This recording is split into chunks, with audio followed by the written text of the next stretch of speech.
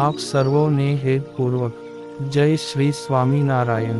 આજની સત્સંગ કથા વાર્તા નિજ મંદિર સાવરકુંડલા। આજની સત્સંગ કથા વાર્તામાં આપણે ચરિત્ર કથા અંતર્ગત ગામ ભડલીના દરબાર ભાણ ખાચર અને પંચાળા ગામના દરબાર હેમતસિંહજીની પ્રસંગ વાર્તા સાંભળશું।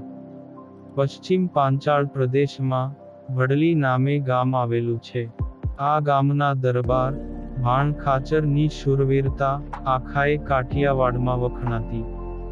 તે એકવાર પંચાળા ગામના દરબાર હેમતસિંહજી એટલે કે ઝીણાભાઈ ઘોડે સવાર થઈ શ્રીજી મહારાજના દર્શન કરવા માટે ગઢડે આવવા નીકળ્યા।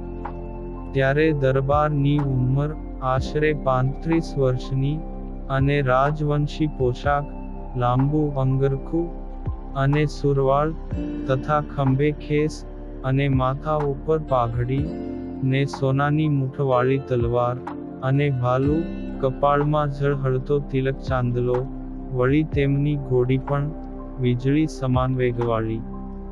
તે ઝીણાભાઈની ઘોડી વાંકિયાના દરબાર મોકા ખાચરના દરબાર ગઢમાં આવીને ઊભી રહી ને ઝીણાભાઈએ ઊંચે સ્વરે જય શ્રી સ્વામિનારાયણ કહ્યા।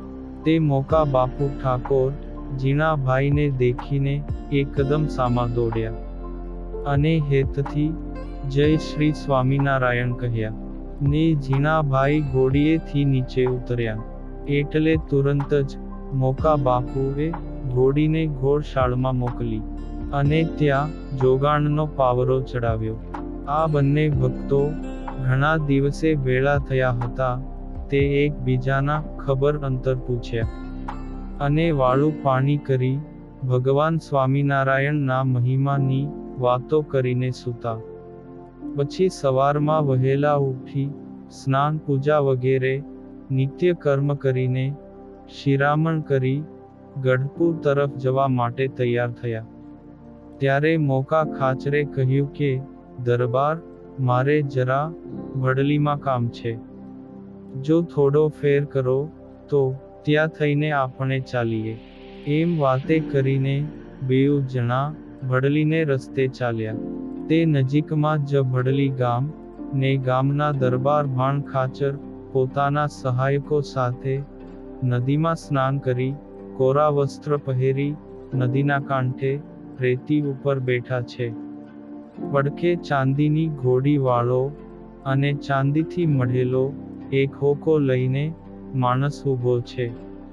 તેની નળી પોતાના હાથમાં લઈ ટૂંકું લે છે ને સહાયકો રૂપાની ડાબલીઓમાંથી અફીણ લઈ ખરલમાં ઘૂંટે અને ડાયરામાં એકબીજાને ભાવથી આગ્રહ કરે છે।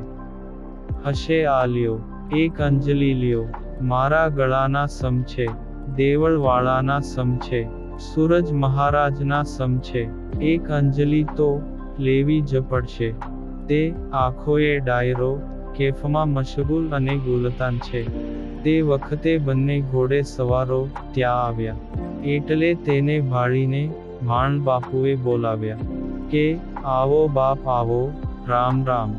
એટલે સામેથી બંને સ્વારોએ પણ રામ રામ કહ્યા અને ઘોડેથી ઉતરતા મોકા ખાચરની ઘોડી ભાણ ખાચરના માણસે લઈ લીધી।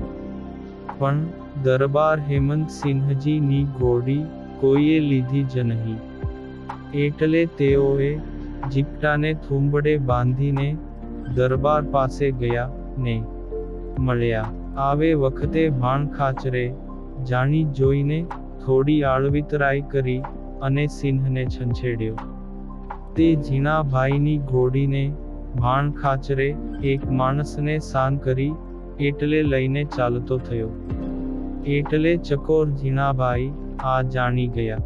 રજપૂત સિંહનું લોહી ઉકળી ઉઠ્યું અને આંખો લાલ અંગારા જેવી થઈ ગઈ ને આખાએ શરીર પર શુરાતન પ્રગટ્યું। તે કેડમાં રહેલી કટાર કાઢીને ગજરાજ જેવા ભાણ ખાચર પર કેસરી સિંહની માફક હુમલો કર્યો અને મોટેથી કીધું કે ભાણ ખાચર, હું પંચાળાનો ઠાકોર હેમંતસિંહ. મારી ઘોડી તુરંત જ અહીં હાજર કર, નહીતર આ કટાર આ ઘડીએ જ તને વિધી નાખશે. ઝટ કર, વાર નહીં લાગે. ને સૂર્યના તાપમાં ઝળહળતી લોહી તરસી કટાર તથા કેસરી સિંહ સમાન શૂરવીર, લાલ અંગારા જેવી આંખો વાળા હેમંતસિંહને જોતાં જ ભાણ ખાચર વિચારમાં પડી ગયા. તે મનમાં અને મનમાં તેમણે સમજી લીધું કે આ રજપૂત આજ જરૂર મારા પ્રાણ લેશે.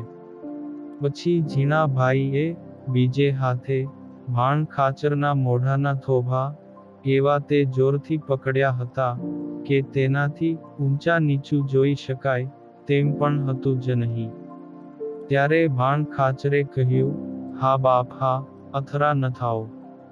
હમણાં જ ઘોડી મંગાવી દઉં છું. એમ કહી માણસને હાથવતી ઈશારો કર્યો. એટલે તુરંત જ ઘોડી હાજર થઈ અને હેમંતસિંહે એના થોભા મૂકી દીધા. પછી છલાંગ મારીને તાજણ ઉપર ચડી ગયા.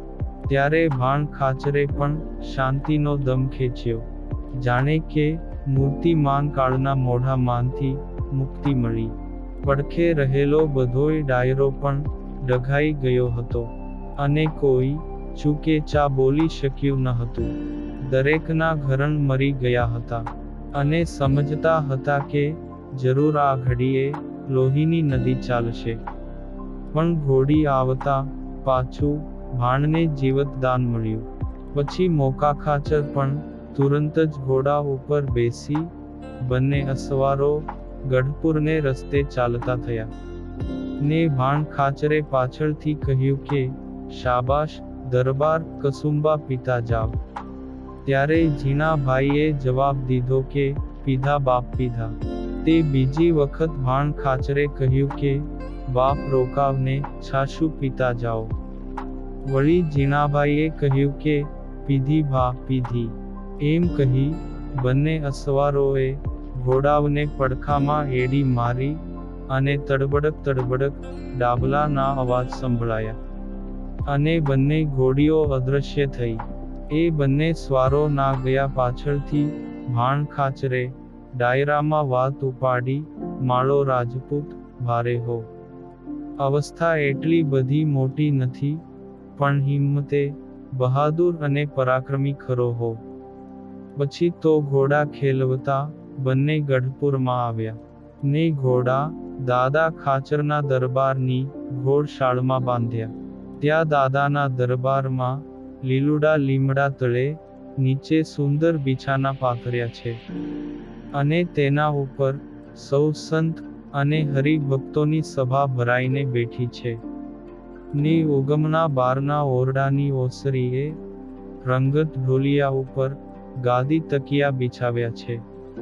તેના ઉપર શ્વેત વસ્ત્ર ધારણ કરીને છોગાળો છેલ સહજાનંદ સ્વામી વિરાજ્યા છે.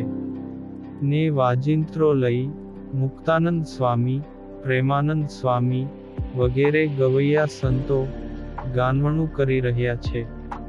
તે સુની શ્રીજી મહારાજ ઘણા રાજી થાય છે. પછી મોકા ખાચરે મહારાજને ઉપર બનેલી બધી હકીકત કાનમાં કહી. ત્યારે શ્રી હરિએ આજ્ઞા કરી કે મોકા ખાચર, આ બધી વાત તમે સભામાં કહો. ત્યારે મોકા ખાચરે અથથી ઇતિ વાત કહી સંભળાવી.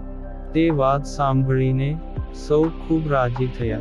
આ વખતે શ્રી હરિએ દરબાર ઝીણાભાઈને વખાણ્યા ને કહ્યું કે ઝીણાભાઈ ઘણા શૂરવીર અને ખબરદાર છે. તે કોઈના પેચમાં આવે તેમ નથી. આમ કહીને મહારાજે ઝીણાભાઈ ઉપર રાજી થઈ માથે બે હાથ મેલ્યા. ત્યારે સખા સુરોખાચર બોલ્યા કે ભણું મહારાજ, અમની વાત તો ઢાંક્યા જેવી છે. ત્યારે સભામાં બેઠેલા સૌ કોઈ હસી પડ્યા.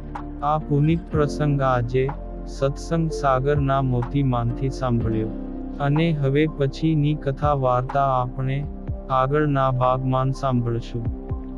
અત્યારે આપ સર્વોને ભાવથી જય શ્રી સ્વામિનારાયણ.